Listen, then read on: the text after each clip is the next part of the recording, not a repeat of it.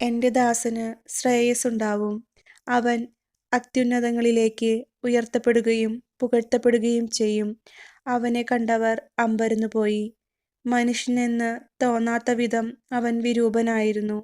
അവൻ്റെ രൂപം മനുഷ്യൻ്റേതല്ല. അവൻ അനേക ജനതകളെ പരിഭ്രാന്തരാക്കും. രാജാക്കന്മാർ അവൻ മൂലം നിശബ്ദരാകും.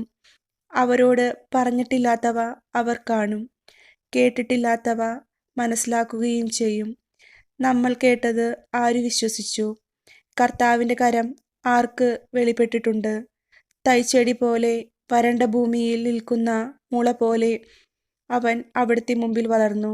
ശ്രദ്ധാർഹമായ രൂപഭംഗിയോ ഗാംഭീര്യമോ ആകർഷകമായ സൗന്ദര്യമോ അവനുണ്ടായിരുന്നില്ല. അവൻ മനുഷ്യരാൽ നിന്ദിക്കപ്പെടുകയും ഉപേക്ഷിക്കപ്പെടുകയും ചെയ്തു. അവൻ വേദനയും ദുഃഖവും നിറഞ്ഞവനായിരുന്നു. അവനെ കണ്ടവർ മുഖം തിരിച്ചു കളഞ്ഞു. അവൻ നിന്ദിക്കപ്പെട്ടു, നാം അവരെ ബഹുമാനിച്ചതുമില്ല.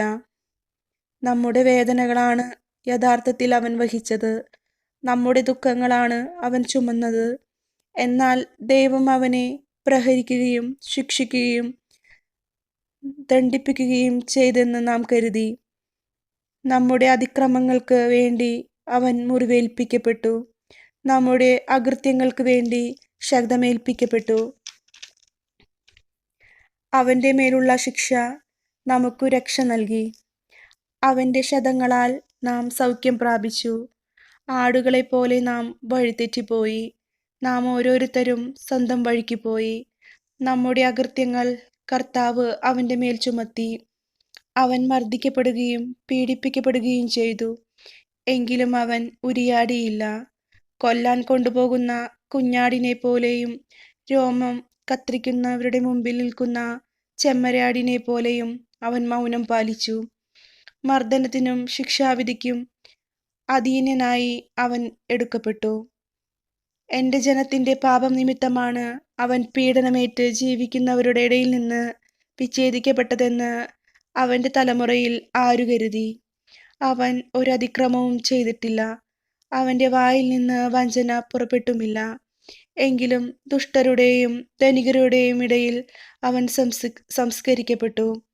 അവന് ക്ഷതമേൽക്കണമെന്നത് കർത്താവിൻ്റെ ഹിതമായിരുന്നു. അവിടുന്നാണ് അവനെ ക്ലേശങ്ങൾക്ക് വിട്ടുകൊടുത്തത്.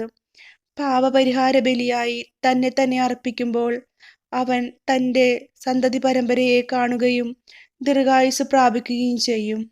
കർത്താവിൻ്റെ ഹിതം അവനിലൂടെ നിറവേറുകയും ചെയ്യും. തൻ്റെ കഠിനവേദനയുടെ ഫലം കണ്ട് അവർ സംതൃപ്തനാകും. നീതിമാനായ എൻ്റെ ദാസൻ തൻ്റെ ജ്ഞാനത്താൽ അനേകരെ നീതിമാന്മാരാക്കും. അവൻ അവരുടെ തിന്മകളെ വഹിക്കുകയും ചെയ്യും.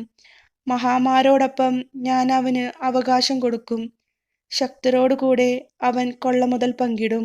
എന്തെന്നാൽ അവൻ തൻ്റെ ജീവനെ മരണത്തിന് ഏൽപ്പിച്ചു കൊടുക്കുകയും പാപികളുടെ കൂടെ എണ്ണപ്പെടുകയും ചെയ്തു.